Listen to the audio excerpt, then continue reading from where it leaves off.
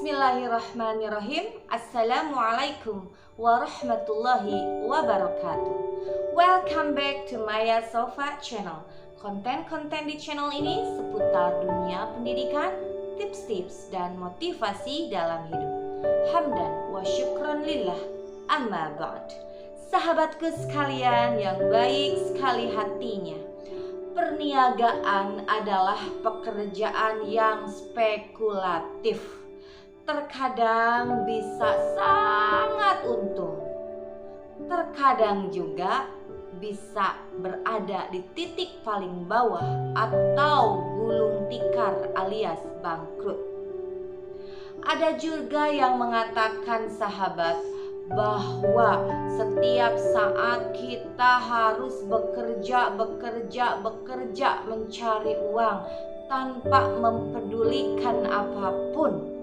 Padahal sahabat, ada saatnya kita bekerja, ada saatnya kita berdoa kepada Allah Subhanahu wa Ta'ala. Apakah bekerja juga itu bukan pekerjaan yang diridhoi Allah? Tentu saja bekerja juga merupakan pekerjaan yang diridhoi oleh Allah Subhanahu wa Ta'ala kalau kita niatnya untuk ibadah kepada Allah Subhanahu wa Ta'ala. Tapi survei membuktikan sahabat bahwa orang-orang yang bekerja, orang-orang yang berniaga, orang-orang yang berbisnis jarang sekali yang didasari dengan niat karena mencari ridho Allah Subhanahu wa Ta'ala. Mereka hanya ingin menumpuk-numpuk harta, mengumpul-ngumpulnya, menjadikan keluarganya, anak cucunya semuanya tidak kekurangan harta sepeser pun. Nah, melihat fenomena seperti ini, saya mengajak sahabat untuk membahas tentang bukan seberapa banyaknya jumlah rizki yang harus kita kejar, tapi seberapa berkahnya rizki tersebut.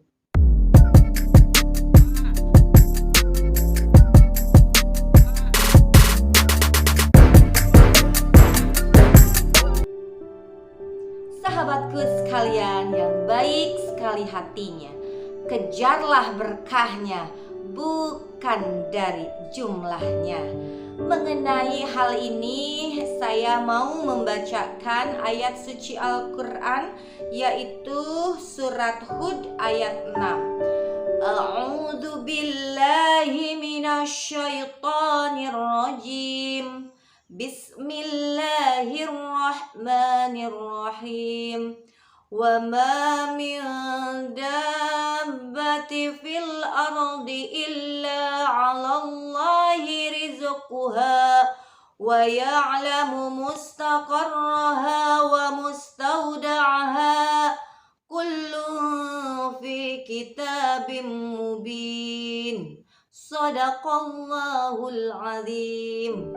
Yang artinya, aku berlindung kepada Allah dari godaan syaitan yang terkutuk, dan tidak ada suatu binatang melata pun di bumi ini melainkan Allah lah yang memberi rizkinya, dan Dia, Allah Subhanahu wa Ta'ala, mengetahui tempat berdiam binatang itu dan tempat penyimpanannya.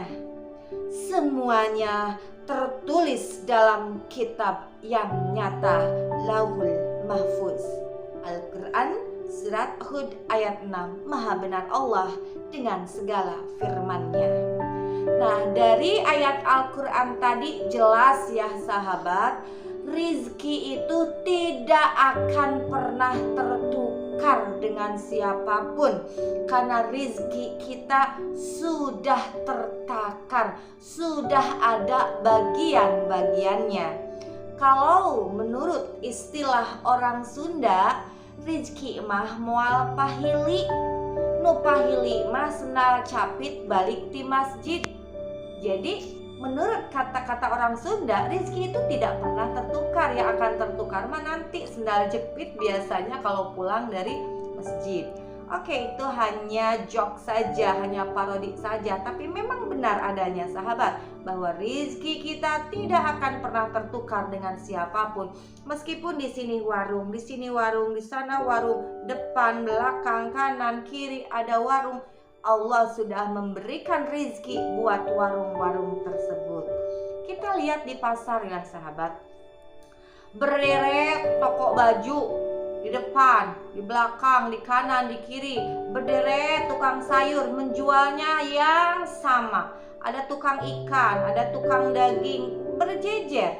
Tapi Allah Subhanahu wa ta'ala mendatangkan konsumennya masing-masing ke toko A, ke toko B, ke toko C, ke toko D. Sudah ada takarannya.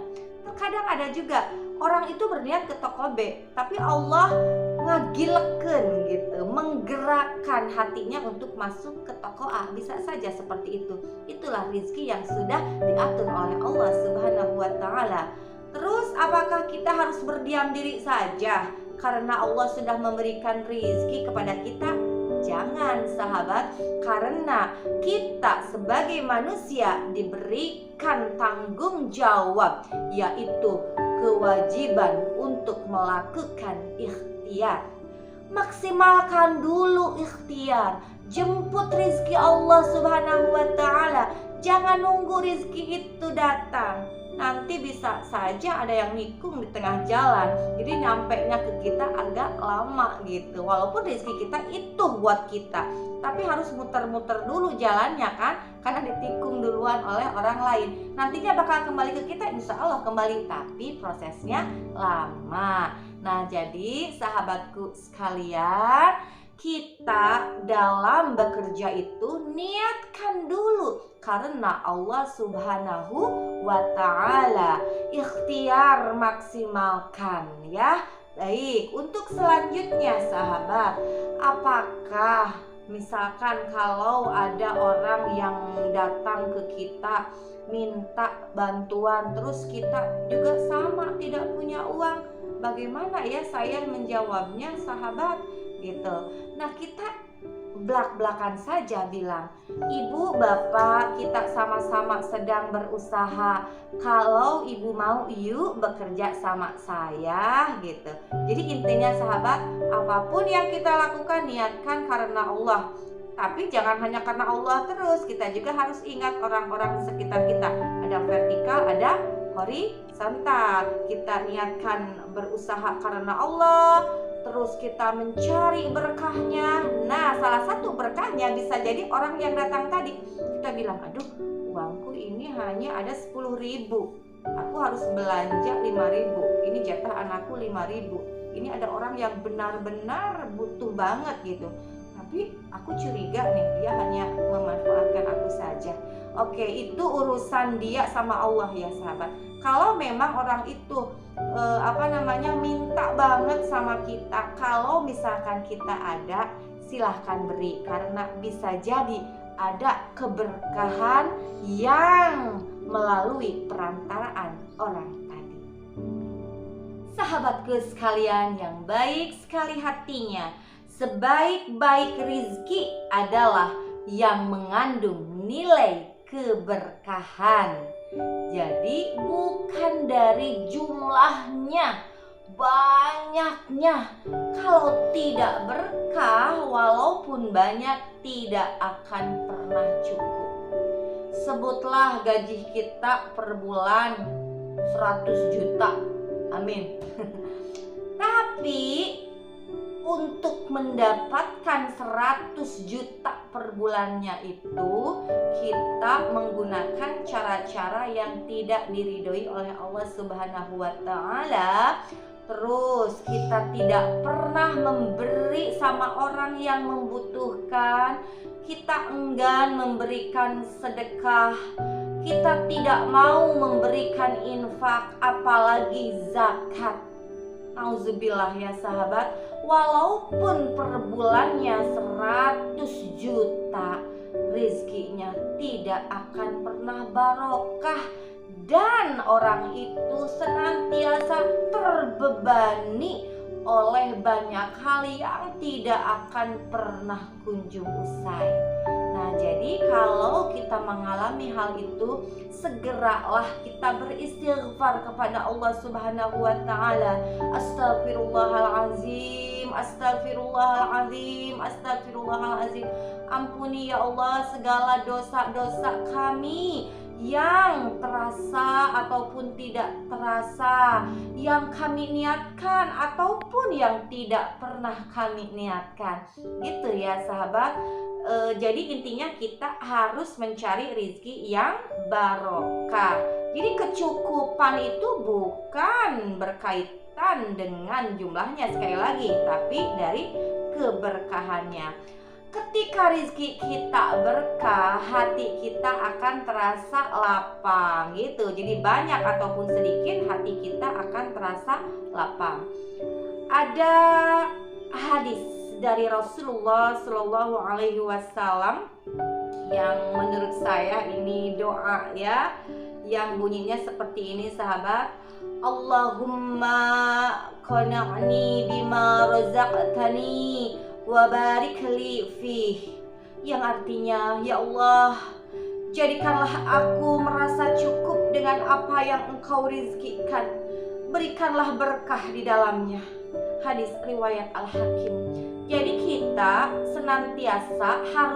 senantiasa berdoa kepada Allah supaya diberikan sesuatu hal dan hati kita tuh merasa cukup gitu.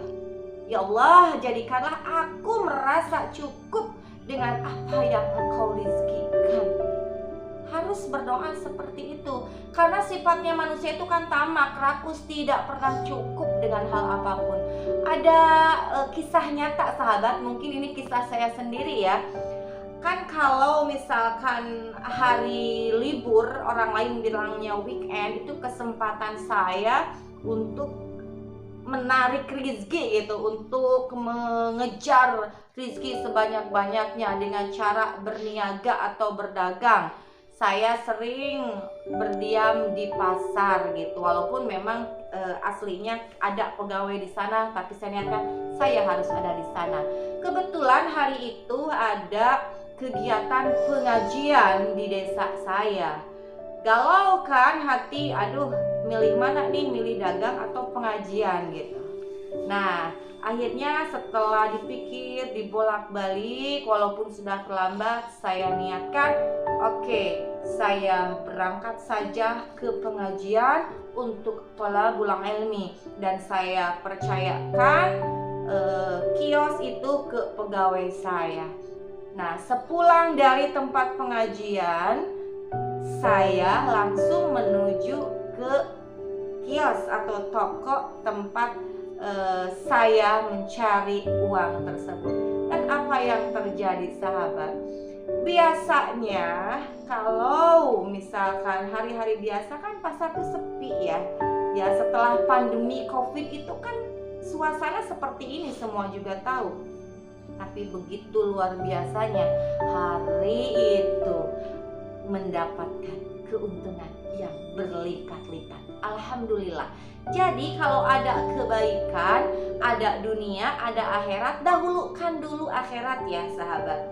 Karena apa? Ketika kita mengejar dunia, hanya dunia saja yang kita dapatkan. Tapi ketika kita mengejar akhirat, yakinlah dunia kita dapat, akhirat pun kita dapat. Jadi sahabat, janganlah mengejar jumlah yang banyak, kejar saja berkahnya. Sahabatku sekalian yang baik sekali hatinya, lain ladang, lain belalang, lain orang, lain maunya. Sudut pandang setiap orang dalam melihat sesuatu pun sangat berbeda, termasuk dalam hal rezeki. Ada dua sudut pandang atau ada dua tipe manusia yang memiliki sudut pandang yang berbeda ya sahabat tentang rezeki. Yang pertama, tipe manusia yang berpandangan bahwa rezeki yang dia dapatkan itu murni hasil kerja kerasnya dia, murni hasil usaha dia sendiri. penghasilan yang dia dapat itu hasil dari kompetensi dia selama ini. Semakin kompeten dia, maka penghasilannya akan semakin besar. Nah, orang dalam tipe yang ke-1 ini, dia menihilkan Allah Subhanahu wa ta'ala dalam segala hal. Padahal bukankah Allah Subhanahu wa ta'ala itu Ar-Razzaq, Maha pemberi rizki. Nah, dia itu hatinya mudah khawatir. Aduh, takut nih rizki saya begini. Pokoknya dia itu sering merasa ketakutan karena hatinya tidak pernah terpaut pada Allah Subhanahu wa ta'ala. Saat bekerja pun, orang dengan tipe ini selalu menghalalkan segala cara. Yang penting kebutuhan dia saat itu bisa terpenuhi dan dia dapat menghasilkan untung yang berlipat-lipat. Itu tujuannya. Tipe manusia yang kedua adalah memandang rizki. Dia berpandangan bahwa rizki itu hanyalah titipan dari Allah Subhanahu wa ta'ala. Yang namanya titipan, kita harus yakin bahwa suatu saat Allah akan mengambil rizki itu kembali. Contohlah tukang parkir. Dia banyak sekali menjaga mobil dan motor, tapi dia yakin karena motor dan mobil itu hanya titipan. Ketika ada orang yang mau mengambil motor dan mobil, ya silahkan saja. Nah, dalam rizki pun tipe orang kedua itu tipenya tukang parkir. Dia yakin bahwa rizki yang diberikan oleh Allah Subhanahu wa ta'ala itu merupakan titipannya. Jadi dia berniaganya, dia bekerjanya benar-benar dengan niat untuk beribadah kepada Allah Subhanahu wa ta'ala. Hati mereka pun akan tenang, sahabat, persis dengan tukang parkir. Coba ada nggak, sahabat, ketika ada yang mau ngambil motor, tukang parkir marah-marah, tukang parkir gelisah? Tidak. Nah, orang tipe 2 seperti itu persis sama. Dia hatinya akan senantiasa tenang ketika Allah mengambil rizki. Ya sudah, innalillahi wa inna ilaihi raji'un. Segala sesuatu datang dari Allah dan akan kembali pula pada Allah. Tugas aku, tugas saya, tugas kita, tugas semuanya adalah ikhtiar maksimalkan. Jangan pernah kita takut untuk berniaga itu rugi. Jangan.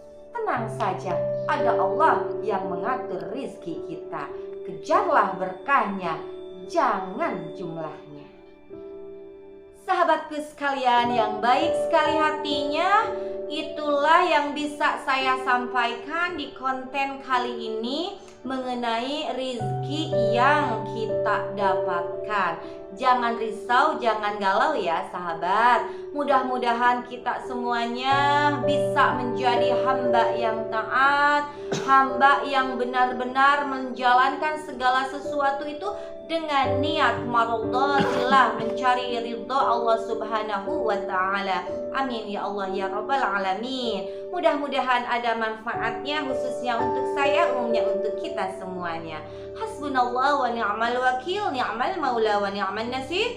Wassalamualaikum warahmatullahi wabarakatuh.